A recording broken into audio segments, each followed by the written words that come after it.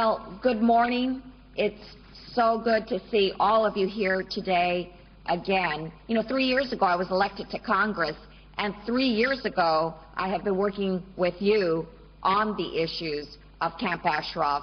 And I must say, over those 3 years, I am just amazed by the dedication that I see on the part of all of you flying out here, so dedicated to educate all the Congress members and the senators about the issues that you are facing and that the residents of Camp Ashraf are facing as they try to get to safety.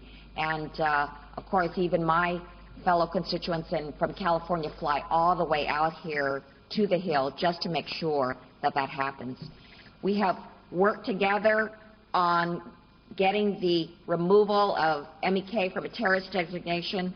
We have worked together on fighting for the safety of the residents of Camp Ashraf. I can tell you that we must work together to ensure the safety of residents as they make the transition to Camp Liberty. In a region where the average temperature is 111 degrees, access to clean and reliable water is a matter of life and death. And even though Liberty residents have offered to pay to install a water pump nearby, the Iraqi government is holding out. That's not right. It doesn't make sense. Why not allow residents to drink clean water at no cost to the government? Well, this is outrageous, and we must ensure that conditions at Camp Liberty are improved.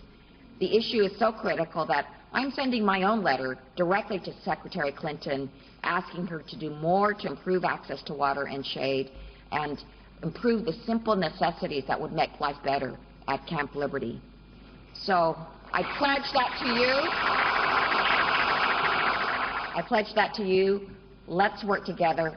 Let's make sure the residents of both Camp Ashraf and Camp Liberty have their rights protected. Thank you very much.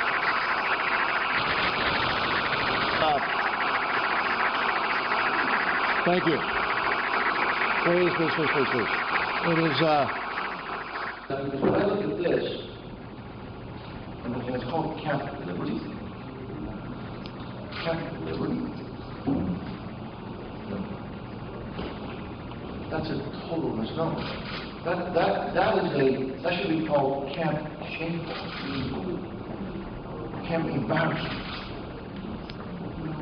It is a shame that the United States, in this case, that has made commitments, then will not follow up those commitments. And as Dana said, in order to appease the thug dictatorship in Iran, which is frankly not only just plain stupid, it's immoral. It is absolutely immoral. And you need to understand that because of your efforts, Congress does support you. And you need to understand that we do realize that this is immoral. And that there were commitments that were made and they have to be kept.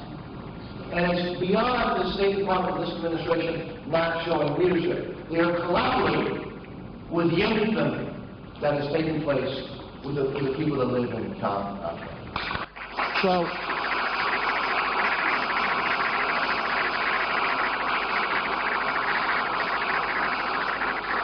So again, the first step, and what we must continue to do, is speak out and demand that this administration stop collaborating with the atrocities that are taking place there. Stop trying to appease the mullahs who have, for now, over a generation, have been murdering Iranians. That's only the first step. Because the real step and the real answer is one, and it's one alone. There must be regime change in Iran. And we should not, quoting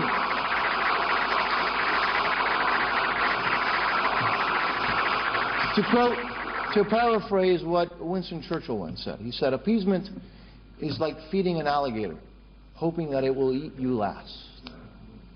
But by the way, eat you it will, huh? Eat you it will. So, again, not only first and foremost is this atrocity that we need to continue to focus on, but let's also not forget that it's time to really help the internal opposition, to do everything we can, and we should not be quiet about it, because it's not like the regime is going to like us more if we pretend that they're nice. We should continue to insist that the solution for Iran, for the Middle East, and for the world is to have an outright regime change in Iran. So we must help the opposition. We must help those who are willing to stand up. We should do so aggressively, and let's stop collaborating with those who are, again, who, by the way, we're helping while they commit this kind of atrocity. So I thank you for not losing your faith. I thank you for your desire, your willingness to stand up. And I'm absolutely convinced that even in the darkest hours, and even when you see that the State Department, this administration, looks like they are abandoning the righteous people there, it's so important to keep the faith, because ultimately it will happen. You know, Iran will be free, and it's because of people like you. So thank you for keeping what you're doing. Thank you.